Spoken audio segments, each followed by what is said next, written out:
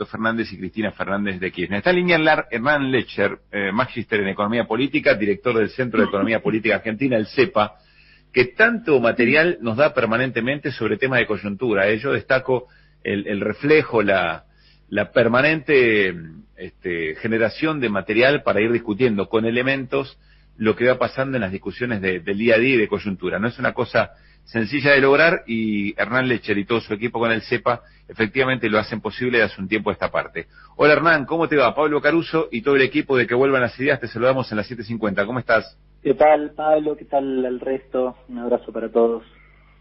Hernán, en materia económica, yo sé por dónde vamos a ir. El primer reflejo, y está bien que así sea, es el modo en que el Estado y efectivamente el gobierno en materia económica diseñó todo un esquema para que se morigere en los sectores más vulnerables el impacto de la pandemia, y por supuesto tiene que ver con todo el tema de la deuda.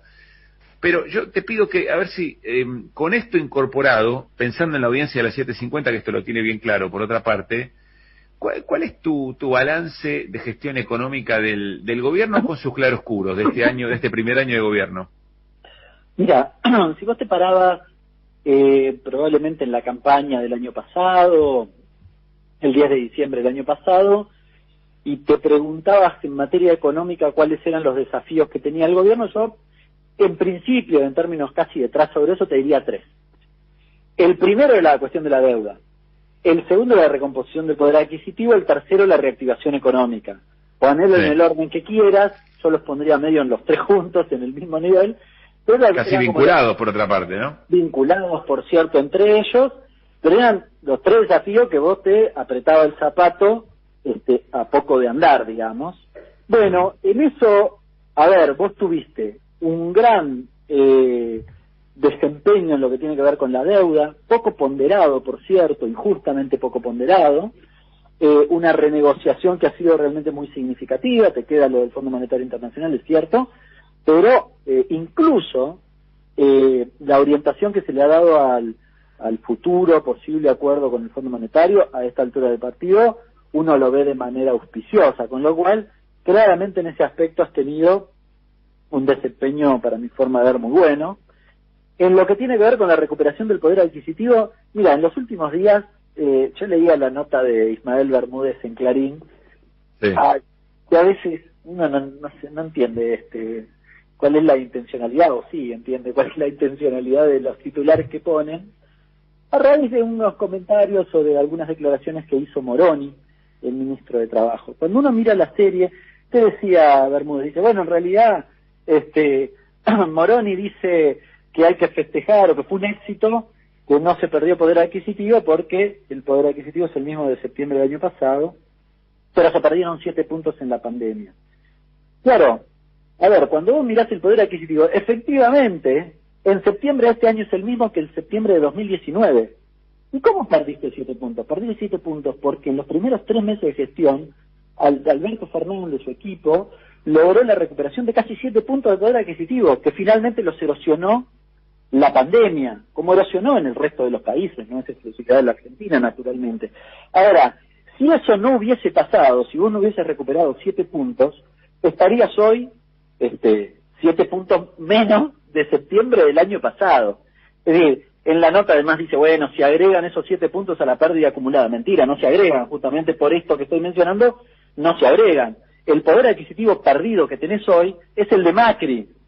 En todo caso, al gobierno le podés endilgar la no recuperación del poder adquisitivo.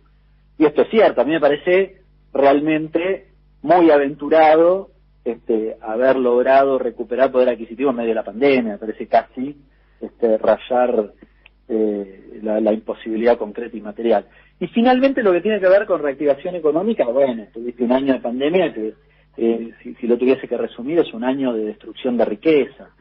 A mí me genera mucha expectativa la recuperación que estás teniendo, que en algún momento, no hace mucho, hace tal vez 2 meses atrás, uno podía imaginar que iba a ser más lenta y se imaginaba tal vez recuperaciones de niveles de producción prepandemia en marzo del año próximo. Bueno, estamos produciendo en noviembre, diciembre en niveles de prepandemia, ¿no? Con lo cual, ahora el desafío es el desafío originario. ¿Cuál es el desafío? Recuperar lo que se perdió con Macri, ¿no? Volver a la agenda originaria.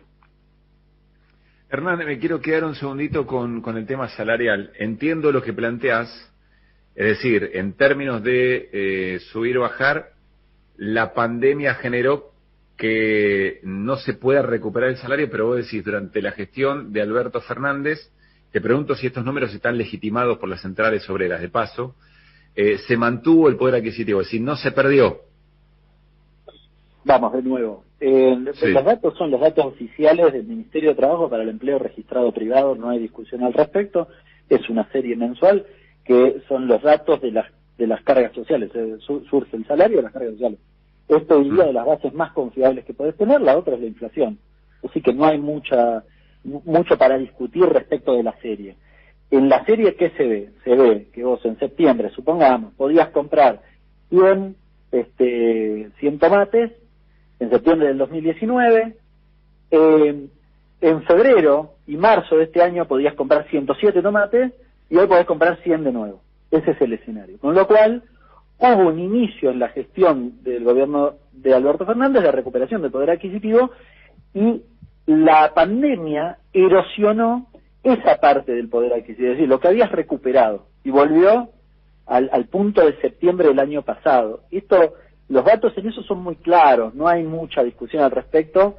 De nuevo, ni siquiera Ismael Bermúdez cuestiona eso, hace una trampita de tomar como periodos distintos, ¿no? De dónde se ubica para decir lo que dice, a sabiendas de que esto es así, por eso hago la mención. Esto no significa que a los trabajadores haya sido un año de panacea, ni mucho menos, digo, sobre todo además en los meses de abril y mayo la caída fue mayor, y además a la par de esto lo que vos tenés es 350.000, 180.000 puestos de trabajo perdidos en lo que tiene que ver con el empleo registrado, con lo cual claro, no es un escenario. Yo no quiero decir, les fue bien a los trabajadores en 2020, no. Lo que quiero ser es riguroso con los números y riguroso con las interpretaciones de esos números.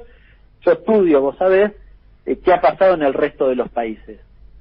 Brasil, por ejemplo, le ha caído en cerca de 600.000 puestos de trabajo la misma serie que tuvimos nosotros, recuperó una buena parte, nosotros recuperamos menos. Ahora el desempleo aumentó casi algo más de 3 puntos en este periodo. Bueno, nada, por poner un ejemplo de un país vecino, si querés ponemos el de Colombia, que fue mucho peor, o el de Ecuador, que fue mucho peor, países donde aumentó la desocupación en 5, 6, 7 puntos, incluso Chile, Uruguay, 2 puntos, digo, no es exclusividad de Argentina, y lo mismo ha pasado con los salarios, con lo cual, en ese contexto, bueno, la Argentina, no quería un poco evitar esto que habías mencionado al inicio, pero la Argentina lo administró sobre todo con el ATP y el IFE, para que el escenario no fuera peor, y que fuera un escenario hoy, a septiembre, que son los últimos datos disponibles, similar a lo que finalmente dejó Macri, ¿no?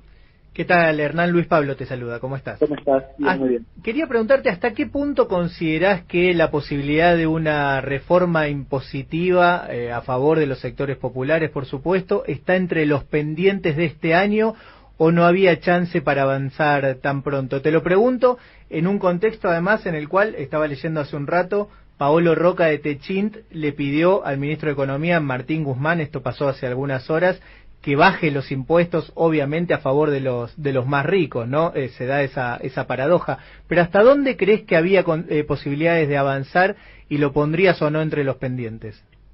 Mira, la verdad que uno a veces habla de la reforma impositiva como un único programa que unifique una serie de modificaciones, etcétera, en materia fiscal impositiva.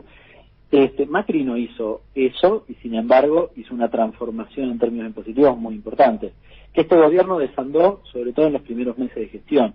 En general se menciona poco, pero este gobierno repuso las retenciones, buena parte de las retenciones que había quitado Macri con la ley de solidaridad, eliminó las concesiones que había hecho el gobierno de Macri en relación a la reducción de la alícuota del impuesto a las ganancias para las sociedades y lo que tiene que ver con contribuciones patronales, el mínimo no imponible que se seguía incrementando, bueno, se suspendió ese proceso, es decir, desandó buena parte de eso, y lo que tiene que ver con bienes personales. Además, si querés, de la frutilla del postre, que fue la votación del aporte extraordinario de las grandes fortunas. Uh-huh. ¿Es suficiente? No, claramente no. Yo creo, y acá me recuesto sobre algo que dijo el diputado Máximo Kirchner, me parece que abre la puerta a esto, a la discusión de la progresividad, en un momento donde el mundo empieza a discutir con mucha fuerza esto. Nosotros venimos estudiando con CEPA mucho este proceso y el mundo desde 2008, por ejemplo, de la crisis de 2008, que se planteó también, no, tenemos que aumentar la progresividad, bla, bla, bla, no hizo nada, no la Argentina, el mundo, en general hasta hubo un aumento de la regresividad impositiva en varios de los países.